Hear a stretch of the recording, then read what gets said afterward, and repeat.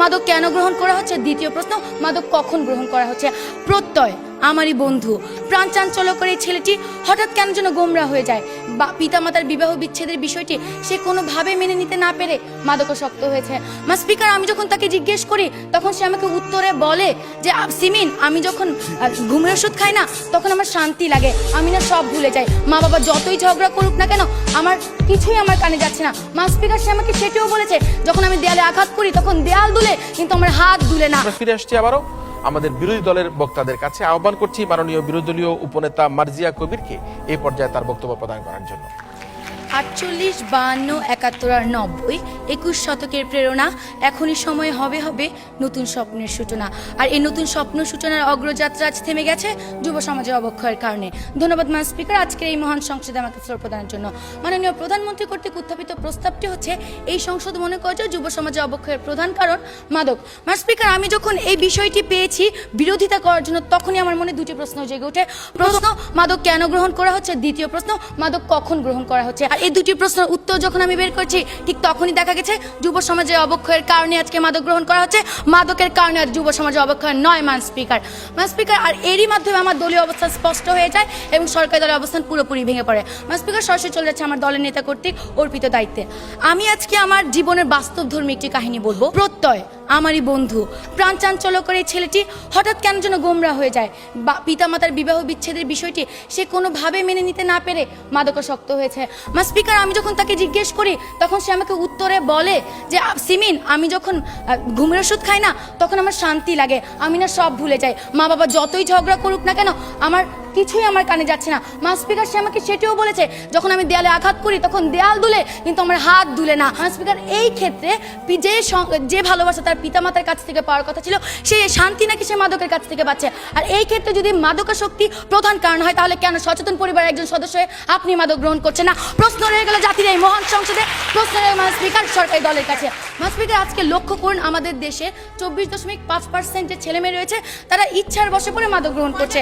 এখন তাদের কথা হচ্ছে তারা হচ্ছে এক্সেপশনাল, আর আমরা সকলে জানি exceptional is never be called normal. Speaker, লক্ষ্য করুন আজকে পরিবার থেকে যে মাননীয় বিরোধী দলনেতা একটুখানি যে প্রশ্নটি নিয়ে আপনি আপনার পারিবারিক একজন মানুষের উদাহরণ দিয়ে পুরো বাংলাদেশের সকল যুবকদের উদাহরণ আপনি তুলে ধরতে পারেন না। স্পিকার, আপনি একজন মানুষের মাদকাসক্তের কারণ নিয়ে পুরো বাংলাদেশের প্রত্যেকটি যুব সমাজের অবক্ষয়ের জন্য মাদকাসক্তি মাননীয় স্পিকার, কোথায় একজনের মাদকাসক্তি নিয়ে আমরা কোথায় উদাহরণ তুলে ধরেছি? তাহলে আজকে আপনি বলে যাবেন যে আজকে যে অবক্ষয়গুলো ঘটছে সেই অবক্ষয়ের মধ্যে যদি আমরা মাদককে উঠিয়ে দিই যুব সমাজে কি আর কখনো অবক্ষয় ঘটবে না?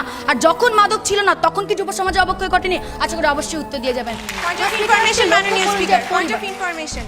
যখন মাদক ছিল না তখন অবক্ষয়ের মাত্রা এত ছিল না। দিনে দিনে মাদকের সহজলভ্যতা এবং মাদকের পরিমাণ দিন দিন বৃদ্ধি পাচ্ছে। শেষে এখন এই জন্যই আমাদেরকে আমরা সেই ব্যাখ্যায় পরে যাব। মাননীয় সংসদ নেতা আসুন আপনার বক্তব্য প্রদান করুন। স্পিকার, পরিবার a strong family bondage is a precondition for a successful social administration.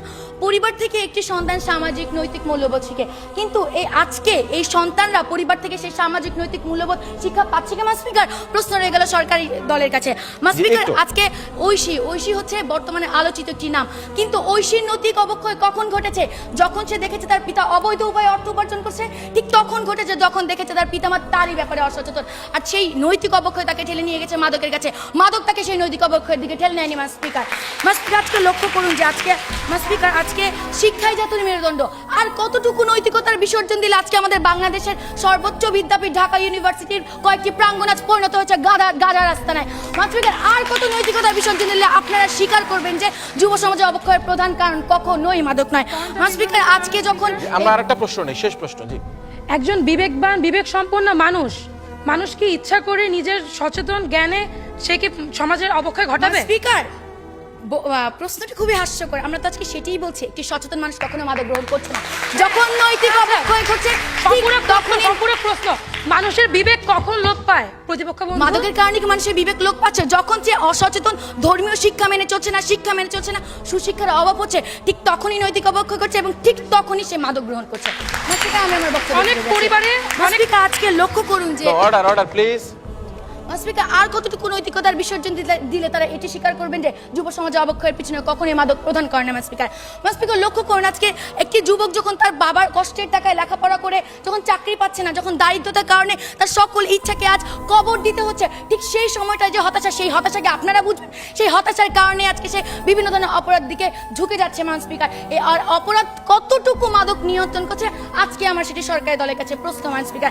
মান স্পিকার লক্ষ্য করুন, আজকে আমরা যে ধর্ম আমাদেরকে শান্তি দিক শিখাবে, ধর্ম শান্তির প্রতীক, কিন্তু আজকে যে ধর্মের নামে আমরা এই যুব সমাজ মৌলবাদ জঙ্গিবাদ ছড়াচ্ছে, সেইটুকুর কারণে যে অবক্ষয় ঘটছে তা কিভাবে মাদক নিয়ন্ত্রণ করবে মান স্পিকার? আর প্রশ্ন রয়ে গেল সরকারি দলের কাছে মান স্পিকার, এগুলোর মাধ্যমে আজকে আপনারা কিভাবে বলছেন যে যুব সমাজে অবক্ষয়ের প্রধান কারণ হচ্ছে মাদক? মান স্পিকার, আজকে আমি বিভিন্ন ধরনের কারণের মাধ্যমে এটি স্পষ্ট করে দিয়ে গেলাম যে যুব সমাজে অবক্ষয়ের প্রধান কারণ কখনোই মাদক নয়। আমার দলের সাংসদের এসে আরো স্পষ্ট কারণ দেখিয়ে যাবেন। মান স্পিকার, আজকে যদি তারা এটি প্রমাণ করতে চাইতো যে যুব সমাজে অবক্ষয়ের প্রধান কারণ, তাহলে তাদের এটিও প্রমাণ করার কথা ছিল যে আমরা যে আমাদের দলের নেতা এবং আমি যে ক্ষেত্রগুলো দেখে গেছি সেই ক্ষেত্রগুলো যুব সমাজের অবক্ষয়ের পিছনে কখনোই প্রধান কারণ হিসেবে দায়ী নয় মান স্পিকার। কিন্তু তারা সেটি দেখাতে ব্যর্থ হয়েছেন।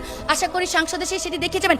যদি সেটি দেখাতে না পারেন তাহলে আজকের এই মঞ্চের প্রত্যেকটি মানুষ মানতে বাধ্য, যুব সমাজের অবক্ষয়ের পিছনের প্রধান কারণ কখনোই মাদক নয়। আজকে নৈতিক অবক্ষয়ের কারণে, পারিবারিক অসচেতনতার কারণে অবক্ষয় ঘটছে এবং সেই অবক্ষয় তাকে নিয়ে যাচ্ছে মাদকের দিকে। স্পিকার, আজকে তাদের কথা শুনে মনে হচ্ছে যে তাদেরকে যদি কেউ ইট ছুঁড়ে মারে তারা তাদের বিপরীতে ফুল ছুঁড়ে মারবে, কিন্তু সেই ফুলের সাথে যে টপটি থাকবে সেটি তারা আজকে অস্বীকার করে যাচ্ছে। স্পিকার, আজকে তারা তিনজন চোখ বন্ধ করে রাখতে পারে, কিন্তু এই 16 কোটি বাঙালির সাথে আপনার চোখটিও খোলা আছে মান স্পিকার।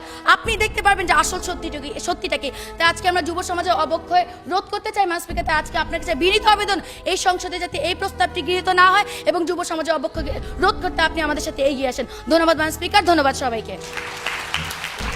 ধন্যবাদ মার্জিয়া কবিরকে। একটা ছোট্ট উদাহরণ দিয়ে যে পিতা মাতার যে বৈবাহিক বিচ্ছেদ কি কারণে একটা সন্তানের জন্য একটা করুণ পরিণতি নিয়ে আসতে পারে সেই উদাহরণ দেওয়ার চেষ্টা করেছে, এবং ঐশীর যে অবক্ষয়ের কারণটা আজকে মা বাবাকেই খানিকটা দায়ী করে সে তার বক্তব্য উপস্থাপন করার চেষ্টা করেছে যে এই তরুণ সমাজকে ফিরিয়ে আনতে হবে, আমাদের মাদকমুক্ত সমাজ তৈরি করতে হবে এবং সচেতন বাংলাদেশ গড়ে তুলতে হবে।